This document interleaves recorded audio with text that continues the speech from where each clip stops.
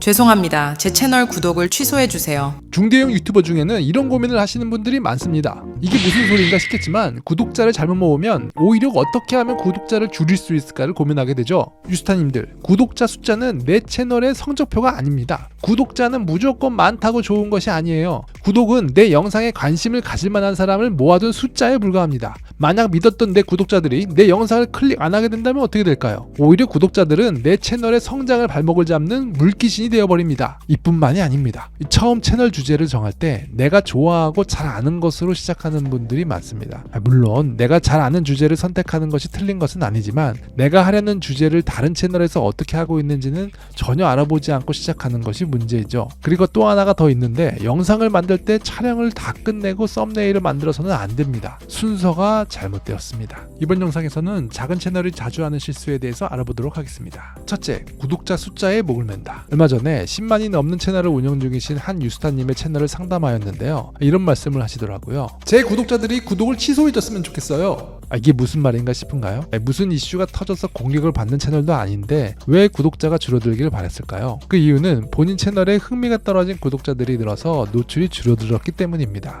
사실 대형 유튜버 중에는 이런 생각을 갖고 계신 분들이 많습니다. 이전 영상에서 알고리즘에 대해서 설명을 드렸듯이 알고리즘은 내 구독자를 대상으로 먼저 영상을 노출시켜줍니다. 그런데 흥미를 잃은 구독자들이 클릭을 안 하기 시작하면 점점 노출도가 줄어들게 되죠. 구독자가 없을 때 조회수가 안 나오면 당연한 일이라고 생각할 수 있지만 구독자가 많을 때 조회수가 안 나오면 그 기분은 이루 말할 수가 없습니다. 높은 곳에 있을수록 떨어질 때 더 아픈 법이죠. 그럼 어떻게 하면 내 채널 노출을 가로막는 물귀신 구독자를 안 만들 수 있을까요? 흥미를 잃은 구독자들을 집중적으로 타겟해서 심장을 다시 두근거리게 할 영상을 만들어야 할까요? 네, 맞습니다. 하지만 그 방법은 좀 많이 어렵긴 합니다. 그보다는 그런 일이 벌어지기 전에 먼저 예방을 하는 것이 좋습니다. 내 구독자를 모을 때 처음부터 물귀신이 안 될 만한 사람들로 모으면서 키우는 것이 더 효과가 좋죠. 사람을 설득하는 것보다 설득된 사람을 찾는 것이 더 쉬운 법입니다. 당연한 말 같지만 구독자를 늘리는 것에만 집중하다 보면 엉뚱한 사람들로 구독자를 채우는 경우가 많습니다. 지인들에게 구독을 해달라고 하던지 광고를 잘못 돌려서 내 채널 주제에 별로 관심이 없는 사람들이 구독하는 경우가 생깁니다. 단순히 구독자를 늘리는 것이 아니라 어떤 구독자가 늘어나는지를 항상 염두에 두어야 합니다. 흥미를 잃지 않는 구독자를 모으기 위해서는 우선 내 채널의 정체성이 분명해야 합니다. 내 채널에서 얻을 수 있는 것이 분명해야지 구독자들도 흥미를 잃지 않습니다. 초보 유튜버가 처음 채널을 만들 때면 이것저것 다양한 주제를 다루게 됩니다. 조금만 조회수가 떨어지거나 반응이 약하면 금방 다른 것을 시도해보곤 하는데요. 구독자가 적을 때는 이런 시도가 좋은 방법이긴 합니다. 구독자가 적다는 것은 뭐든지 시도해볼 수 있는 좋은 기회죠. 하지만 계속 그러다가는 정체성이 흔들리게 돼요. 내 채널의 정체성이 흔들리면 내 채널에 다양한 기대를 하는 사람들이 모이게 됩니다. 한쪽이 만족하면 다른 쪽은 실망할 수밖에 없는 구독자들이 되어버리죠. 그러니 구독자가 커지기 전에 내 채널 정체성과 방향을 분명히 해서 같은 기대를 하는 구독자들로 진하게 모아가야 합니다. 내 채널은 무엇이든 탕후루로 만드는 것이 정체성인데 유행이 지나더라도 정체성을 계속 유지해야 하는 건가? 아닙니다.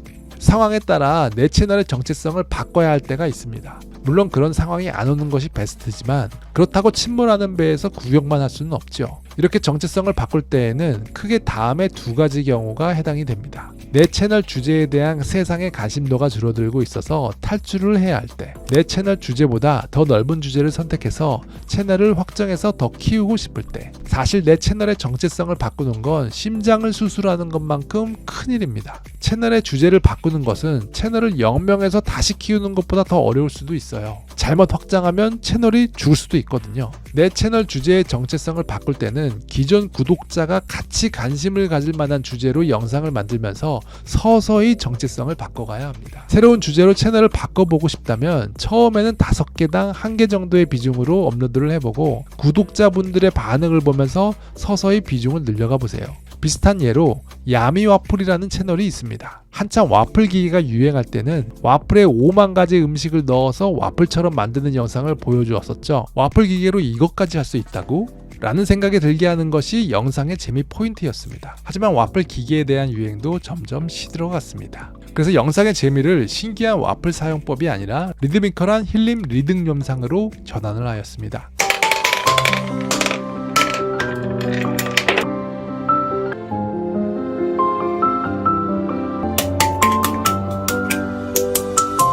이렇듯 기존 주제와 연결성을 가지면서 재미와 흥미 포인트를 다르게 하는 것도 방법입니다. 주제를 확장해서 채널 정체성에 변화를 줄 때에도 기준은 항상 구독자입니다. 기존 구독자가 흥미를 가질 만한 주제로 서서히 넘어가면 됩니다. 디바 제시카 채널의 경우 처음에는 영어 교육 채널로 시작하였지만 지금은 미스터리 이야기를 전하는 채널이 되었는데요. 지금은 영어 채널에서 미스터리 채널로 확 바뀐 것 같지만 사실 그 중간 과정에서는 미국 흉가, 미국 미스터리 이야기를 다루면서 영어와 미스터리의 중간 다리의 역할을 하는 영상들이 있었습니다. 그 기간 동안 기존 구독자들이 좋아해주는 것을 보고 미스터리 채널로 넘어갈 수 있었죠. 두 번째, 인사성이 밝다. 유튜브 영상에서는 인사란 존재하지 않습니다. 인사할 시간도 없습니다. 라는 말은 괜히 나온 것이 아니에요. 작은 채널을 운영하시는 유스타님들이 거꾸로 생각하시는 것이 있는데요. 시청자분들에게 예의를 지키는 행동은 인사를 잘하는 것이 아니라 인사를 하지 말아서 보시는 분들의 시간을 아껴드리는 것이 예의를 지키는 것이에요. 물론 처음에는 카메라를 보고 말하는 것이 어색하니 인사라도 하면서 분위기를 풀어보고 싶은 마음이 들기도 합니다. 하지만 내가 인사하는 시간만큼 보시는 분들은 지루함을 느끼고 다른 영상으로 넘어갑니다.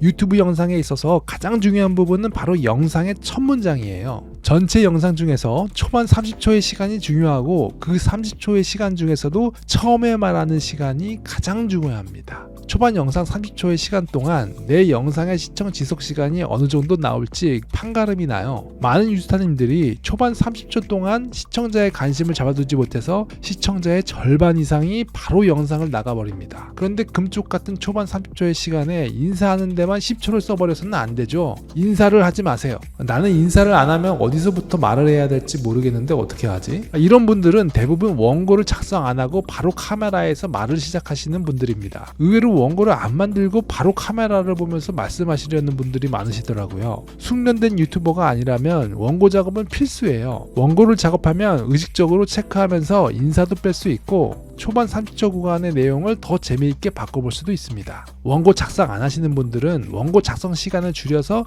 빨리 영상을 만들고 싶어 하는 분들이 많은데요. 오히려 원고를 안 만들면 시간이 더 오래 걸립니다. 내가 할 말들을 글로 적어서 읽어보고 거기에서 끝나는 것이 아니라 필요 없는 말과 지루한 부분들을 제거하셔야 돼요. 편집 잘하는 것도 좋고 촬영 잘하는 것도 좋지만 그런 것보다 원고를 다시 보면서 보강하는 것이 훨씬 더 중요합니다. 썸네일 다음에는 원고 능력을 키우는데 집중해야 돼요. 인사는 첫인사만 안 하는 것이 아니라 끝인사도 안 하는 것입니다. 끝인사를 왜 안 해야 되는지 대해서는 제가 영상을 따로 만들었습니다. 끝인사를 안 하면 마지막 추천 영상의 클릭률이 올라갑니다. 저는 10% 넘게 올랐어요. 꼭 이 영상은 보시고 적용해 보시기를 바랍니다. 세 번째, 영상을 공유하지 않는다. 유스타님들, 혹시 아직도 지인들에게 내 영상을 카톡으로 보내고 구독을 요청하시나요? 그러면 안 됩니다. 아무리 친한 지인이라도 본인에게 관심 없는 영상은 절대로 보지 않아요. 아는 사이라는 이유로 구독을 해주시는 분들이 많아지면 영상이 지인에게 노출되었을 때 클릭을 하지 않아서 오히려 영상 노출이 떨어집니다. 그런데 이와는 반대로 지인에게 요청하는 구독이 안 좋다는 것을 알고 영상 공유까지도 꺼려하시는 분들이 계신데요. 초기 채널일수록 외부 채널에 영상을 공유하는 것은 좋은 전략입니다. 유튜브는 시청자들이 유튜브 밖으로 나가는 것은 싫어하지만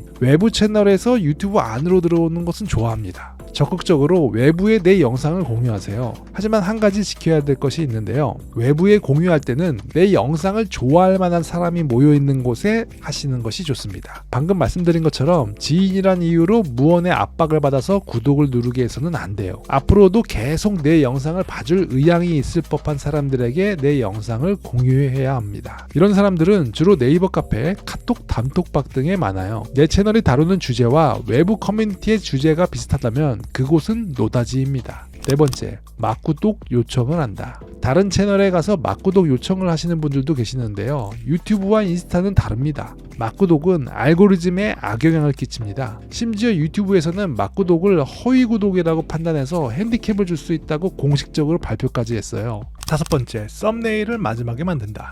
유스타님들, 제목과 썸네일 작업은 마지막에 하는 것이 아니라 영상 작업 가장 처음에 해야 되는 작업이에요. 영상 작업에서 중요도 비중은 썸네일과 초반 원고 30초가 전체의 약 70%를 차지합니다. 그런데 썸네일을 마지막에 작업하게 되면 촬영과 편집에 힘을 다 빼버리고 빨리 업로드하고 싶은 마음에 건성건성으로 썸네일을 빠르게 만들게 되죠. 가장 중요한 작업인데 가장 노력을 덜 하게 되는 겁니다. 순서가 바뀌어야 됩니다. 썸네일을 먼저 작업하고 원고 작성과 촬영 작업을 해야 됩니다. 이건 단지 더 중요한 일에 내 에너지를 집중하는 것 외에도 다른 장점이 있습니다. 영상은 처음 30초가 가장 중요합니다. 시청 시간은 초반 30초에서 판가름 난다고 볼 수 있죠. 썸네일은 내 영상의 첫 문장과도 같습니다. 이건 중요한 내용이니까 다시 한번 말씀드릴게요. 제목과 썸네일은 내 영상의 첫 문장입니다. 첫 문장을 쓰고 갑자기 영상에서 다른 말을 하면 보는 사람은 당황하거나 집중하기가 더 어려워지겠죠. 영상 초반 30초는 썸네일에서 궁금하게 만들었던 내용을 이어서 풀어가는 것이 가장 좋습니다. 그게 가장 좋은 초반 일탈률 줄이는 방법이에요. 그러려면 썸네일을 먼저 작업하고 원고 작업을 해야 되겠죠. 그래야 이야기 흐름이 이어지니까요. 이처럼 썸네일 작업을 먼저 해야지 원고의 흐름도 자연스럽게 이어지게 할 수 있습니다. 이렇게 작업을 하다 보면 썸네일 작업이 곧 영상의 주제를 선정하는 과정이 되게 됩니다. 썸네일을 먼저 작업하면 자연스럽게 썸네일 효과가 좋은 내용들을 고르게 되고 주제 또한 썸네일 방향을 따라가는 경우가 많아지게 되죠. 그러면 정작 내가 하고 싶은 말은 못하는 거 아니야? 이런 생각이 드실 수도 있겠지만 이렇게 작업을 하다 보면 썸네일로 시작하지만 결국 내가 하고 싶은 말을 연결시킬 수 있게 됩니다. 이 영상 역시도 처음에는 구독자 숫자에 대한 말로 시작했지만 지금은 썸네일을 말하고 있죠. 내가 할 말들이 많으면 좋은 썸네일을 찾아가는 과정에서 자동으로 내가 할 영상의 아이디어까지도 얻을 수 있을 겁니다. 유스타님들, 썸네일은 앞으로 더 경쟁이 치열해질 거예요. 지금 해외 유튜브에서는 유튜브 자체 기능으로 A/B 테스트를 할 수 있는 기능을 추가하여 테스트 중입니다. A/B 테스트는 두 개의 썸네일을 동시에 적용해서 어떤 썸네일이 더 반응이 좋은지 확인하는 방법입니다. 곧 우리나라에서도 유튜브 자체 기능으로 썸네일을 두 개 올리고 더 좋은 썸네일을 선별해서 적용하게 될 거예요. 그렇게 되면 썸네일을 잘 만드는 사람과 못 만드는 사람의 격차가 훨씬 더 벌어지게 될 것입니다. 경쟁이 더 심해지는 거죠. 그래서 썸네일에 대한 이해도를 높이는 것이 중요해요. A/B 테스트를 하더라도 썸네일에 대한 이해도가 낮으면 엉뚱한 방향으로 개선을 하게 됩니다. 썸네일 잘 만드는 방법에 대해서는 앞에 영상을 터치해 주시면 제가 계속 이어서 설명을 드리도록 하겠습니다.